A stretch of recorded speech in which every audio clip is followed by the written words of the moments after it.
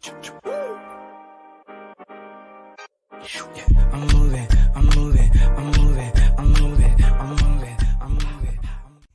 poppin', guys? It's your boy Jay, that's me. Alright, let's dive into Smackdown for April the 28th, night 1 of the WWE Draft. The draft was interesting. It was. Alright, so we kicked the show off with Triple H. So he goes over to the round table for the draft. So Triple H welcomes everybody to SmackDown. He goes over the rules tonight. Says that he's a stickler for rules. He says every superstar on Raw and SmackDown can be sent to another brand. 50% of the roster will be drafted tonight, and the rest on Raw. There's also some more picks on the SmackDown Lowdown show. That's going to be interesting. So I'll check that out. I think it comes on Peacock, so I might get that a little watch. Shouldn't take maybe no more than about 5-10 minutes. I might watch that. And then just put who goes where in the comment section below. But it's not really that important. So then we see a draft pool for tonight. Triple H also mentions that NXT superstars are eligible as well. He then announced that post rosters will go into effect on Monday, May 8th, after Backlash, which is smart. And then he does the usual "Are we ready?" stick. And he then goes over the first draft pick, which is the Bloodline, 3/5 of it. Roman Reigns, Solo Sikoa, and Paul Heyman. Triple H then confirms that the new WWE World Heavyweight Championship will be on Raw. And then Raw gets the next pick, and they choose Cody Rhodes. So this actually makes sense. At first, when I saw it, I was upset. But after a while, I started to calm down, and I started to really think that Cody's not winning this thing, and that Cody more than likely probably will win Money in the Bank in July. It's on July 1st. So that gives them a month to build Roman versus Cody too. And then that's when you have Cody Rhodes triumphantly defeat Roman Reigns. What should have happened in April is going to happen in August. So it actually makes the most sense. Cody Rhodes is not going to win the World Heavyweight Championship. It's not going to happen. That's going to go to Seth Rollins. So Cody Rhodes will be the one to win Money in the Bank. It's not going to be LA Knight or whoever else they decide to put in there. It's not going to be anybody but Cody. And Cody's going to do what John Cena did to RVD when he faced him at One Night Stand back in 2006.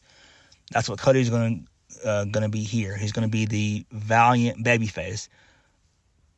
He's going to, and when he wins it, he needs to come out on Raw the next night and say that he's going to cash it in, and he's going to go vanquish Roman Reigns. That's what needs to happen. Moving on. So, SmackDown selects Bianca Belair. So this also is interesting too. I think what they're going to end up doing is they're probably going to have Bianca probably lose to Io, because Io got drafted. Well, Damage Control, they got drafted to SmackDown. I think that was in round 3 or round 4. I believe it was in round 4, I believe. No, round 3. I can't remember. So, Raw's other pick is Becky Lynch. So they decided to keep Becky Lynch. So therefore, since Becky's on Raw, we know Steph's going to be on Raw as well. So that makes sense. So Triple H then says the second round is going to be negotiated in the back. But in the meantime, it's his pleasure to introduce the Usos. The Usos, they come out. They then congratulate Roman Reigns on once again being the number one draft pick. The Usos, speaking from the stage, they're fired up. They go on about all the way. I mean, they go about all the ways Roman has ignored their attempts at WrestleMania 39. He's ignored all their communications attempts at WrestleMania 39. Since WrestleMania 39. And then they promised to bring gold home tonight. And then they dedicate tonight's match to Roman Reigns. So then that prompts Kevin Owens and Sami Zayn to come out. So Sami brings up how Roman continues to ignore the Usos, but they're still dedicating their match to him. And not only that, the Usos were left out of the bloodline in the draft pick, which is facts. Sami says that should tell you what you all need to know. Everybody continues to argue. And then they mention if Kevin Owens is going to turn on Sami Zayn. Kevin Owens yells and interrupts. And he said he's had enough. Kevin Owens says all that matters is he and Sami Zayn will beat the hell out of the Usos in the ring tonight and will leave with the gold. And then the two teams, they have a little face-off with one another. So that's a pretty good little segment. I enjoyed it there. Makes sense. I'm fine with this. I'm fine with it. First match of the night. Butch, a.k.a. Pete Dunne, versus LA Knight. LA Knight wins via the BTF. Oh, no, the BF. Yeah, my bad. The BFT for the 1, 2, 3. So that was great. LA Knight super over. The crowd cheered tremendously when he won. And when he came out, he got a massive pop. So really good shit there for LA Knight. I'm glad that he finally got a win. Makes sense. So the Usos, they're backstage with Paul Heyman and Sikoa. So the Usos are hyped up for the night's title shot.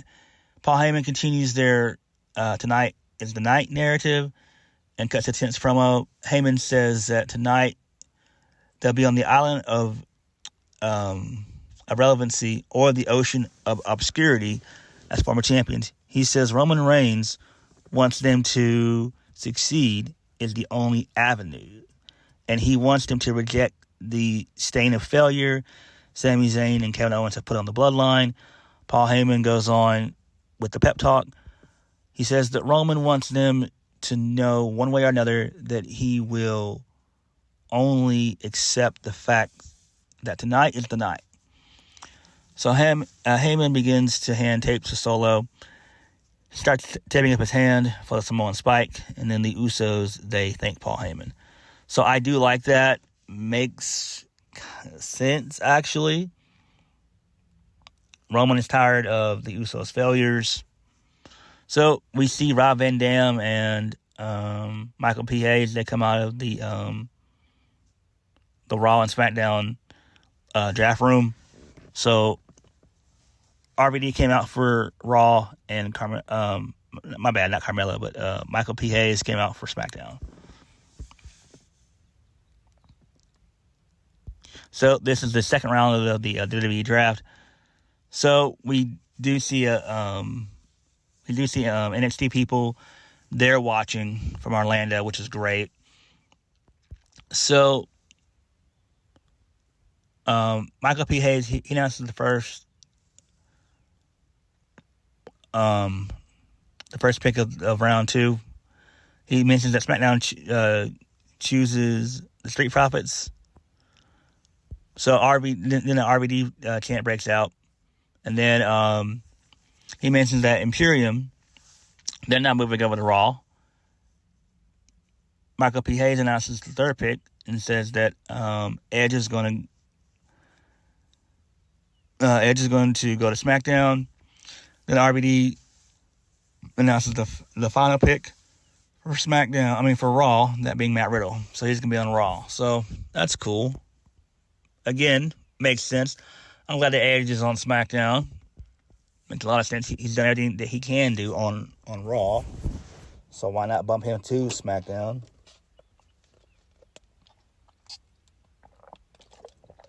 Next, the Street Profits versus Ricochet and Braun Strowman versus the Latino World Order. So the Street Profits, they cut promos, how nothing has changed, but the night they work because all they want is the smoke. So the Street Profits, they get the win here. So, makes sense. Then also we got a video package saying that Bad Bunny will be on Smackdown next week, which will be in Puerto Rico. So that's cool. That's dope. Next,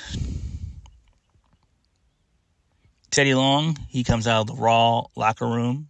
The Raw draft room. JBL comes out of Smackdown draft room. So here are the round 3 picks. So JBL says that SmackDown selects Bobby Lashley. Teddy announces that Drew McIntyre is going to Raw. JBL announces that SmackDown has selected the OC. They picked them up. So AJ Styles, Gallows and Anderson, and Mia Yim, or a.k.a. Michin. And then Raw's going to keep The Miz. Again, this is great. I love it. Hell yeah. I'm glad that AJ is back. I'm glad. I loved AJ in 2016 when he was on SmackDown, and when he was on SmackDown in 2019 with Daniel Bryan, now known as Bryan Danielson. So I like that. This is great. Although I'm not a fan of Michin, and I'm not too big on Gallows and Anderson, but this does make sense. So next, Zelina Vega versus Sonya Deville. So Zelina Vega, she rolls up Sonya Deville. Post-match, Rhea Ripley, she attacks Zelina Vega and lays her out with the Riptide. Deville attempts to attack Rhea Ripley, but she is met with a headbutt. And then Chelsea Green, she decides to get on the apron, but Rhea stares her down and she dips the hell out.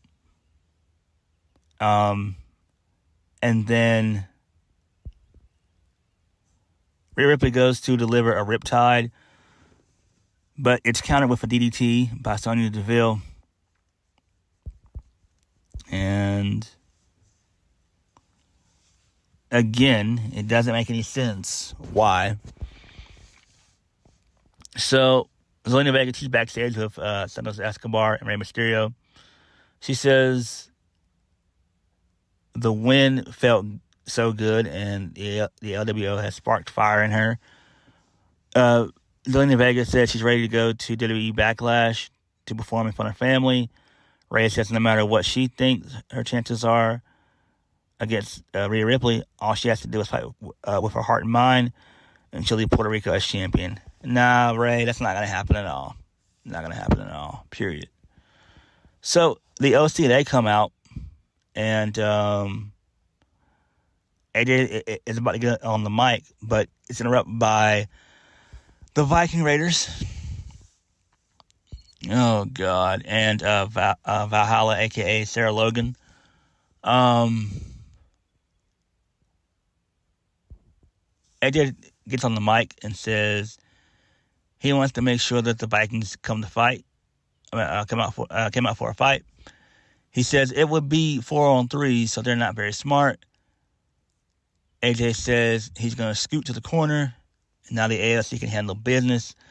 So everyone brawls with everybody, and the OC, they are able to take out the Viking Raiders, and then Ivar gets to his feet, and he eats a phenomenal forearm. So I like this. This is great. And then the final draft picks.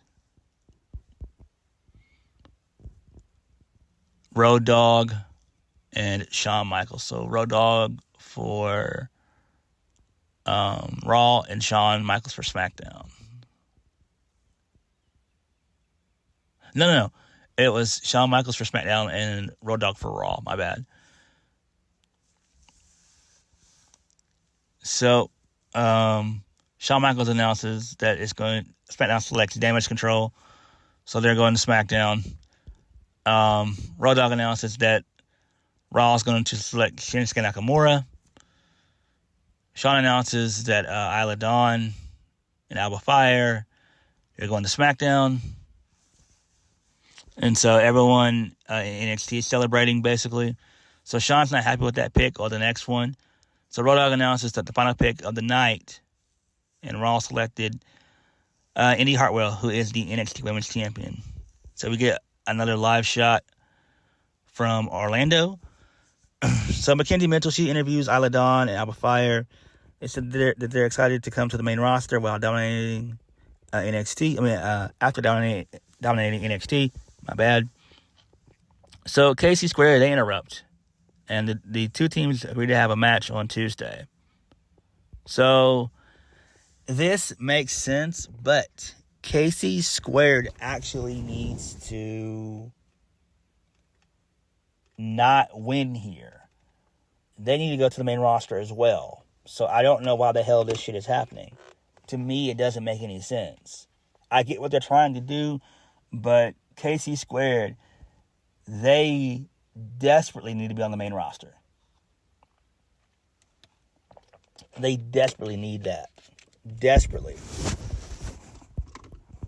So hopefully Isla Dawn and Alba Fire will win, and then they'll just relinquish the titles. That's what I would do. But KC Squared, they do not need the tag titles. They need to be on that main roster. They really do. If they're going to push this women's tag division, they need to have KC Squared on there. And I'm glad that they kept Alba Fire and Isla Dawn together, because that makes sense, because that's the only way that those two can kind of get over. You know, they're work rate chicks. And Alba now has a little character now that she's with Isla Dawn. So the two have worked wonders together. So Kayla Braxton, she's backstage with Shinsuke Nakamura. He's excited to go to Raw. So Karrion Kross attacks him from behind and destroys Nakamura. And Kross and Scarlett are standing tall over Nakamura. And Kross is breathing like real heavy. He's real tense and pissed. I loved it. Really good shit here.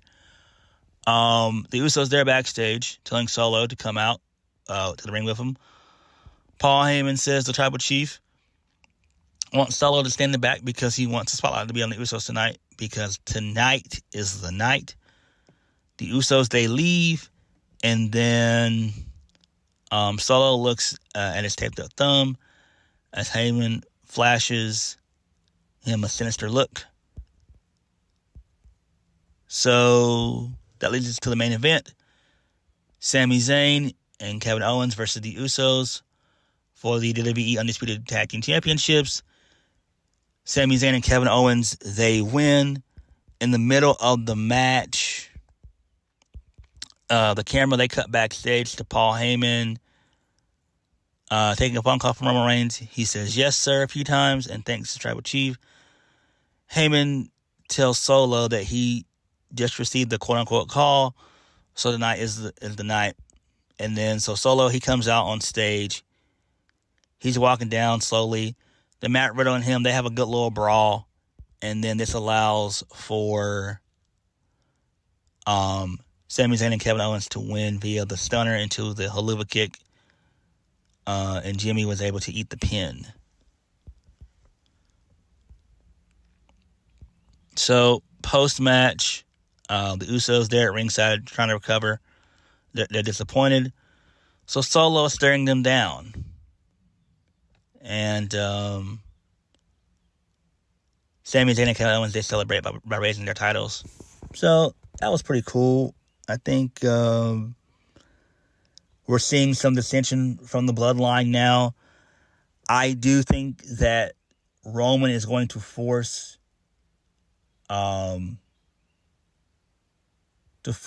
Solo to turn on his brothers to beat them down, and to where Roman begins to become a dictator of sorts and says that, I can't tolerate failure.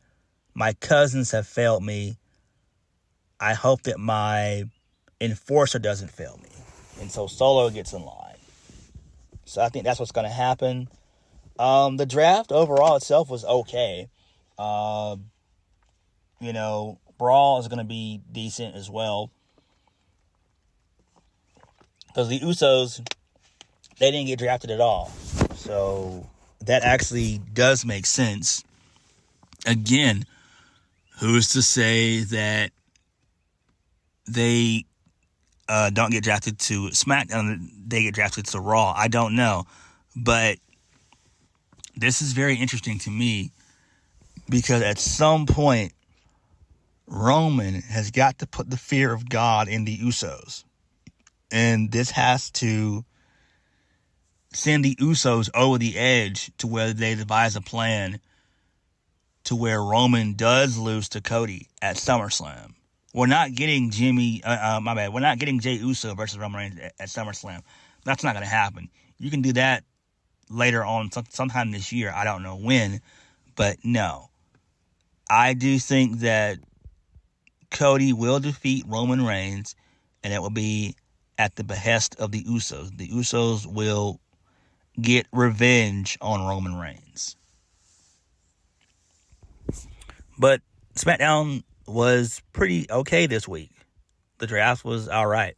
What did you guys think? Let me know. Comment down below. Hit the like button and subscribe to my videos. I'll catch you guys later. Peace.